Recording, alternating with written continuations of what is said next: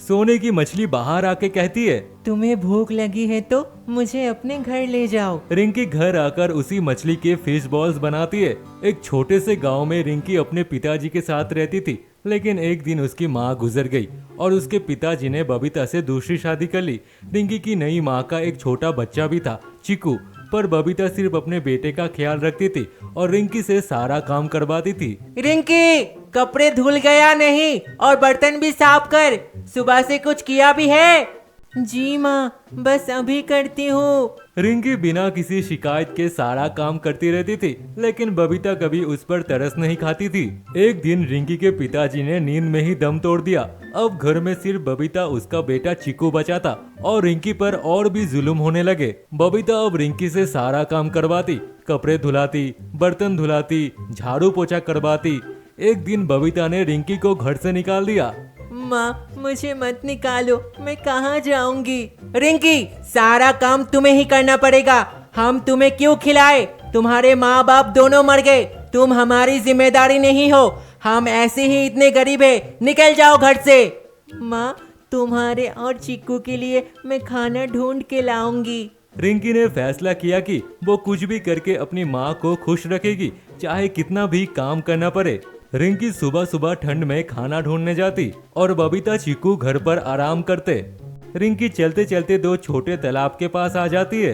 एक तालाब में सोने की मछलियां तैर रही थी और दूसरे तालाब में मामूली मछलियां। सोने की मछली बाहर आके कहती है, तुम्हें भूख लगी है तो मुझे अपने घर ले जाओ, पर तुम तो सोने की हो, मैं तुम्हें कैसे खा सकती हूँ? तभी दूसरे मामूली मछली निकलती है और कहती है, तुम मुझे ले जाओ, तुम मुझे तो खा सकती हो। रिंकी बहुत सोचती है, अगर मैं खाने को नहीं लेकर जाऊंगी तो माँ मुझे फिर से बहुत मारेंगी। सोने की मछली को तो मैं बाजार में बेच भी नहीं सकती, मुझसे कौन खरीदेगा? रिंकी मामूली मछली को घर ले जाती है। रिंकी घर आकर उसी मछली के फिश बॉल्स बनाती है। रात को रिंकी बबीता को सारी बात बताती है। ये क्या पागलपन है रिंकी? अगर तुम वो सोने की मछली लाती तो हम कितने अमीर हो जाते। पर माँ, हम उसे खा नहीं पाते, मुझे और चिकू को भूख लगी थी। रिंकी की बात सुनकर बबीता और भी भड़क गई। उसने रिंकी को मारने लगी, उस पर चिल्लाई, लेकिन रिंकी चुप रही। दूसरे दिन बबीता खुद तालाब के पास गई। उसने सोचा कि सोने की मछलियों को पकड़कर बाजार में बेच देगी और अमीर बन जाएगी।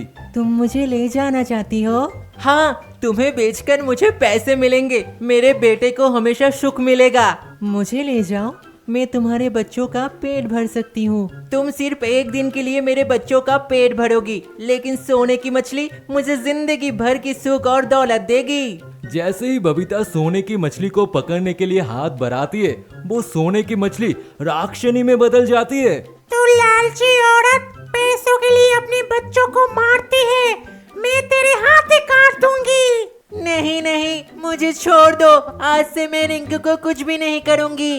अगर तूने रिंकी को परेशान किया तो मैं तुझे और तेरे बेटे चिक्कू के फ्राई बॉल्स बनाकर खा जाऊंगी।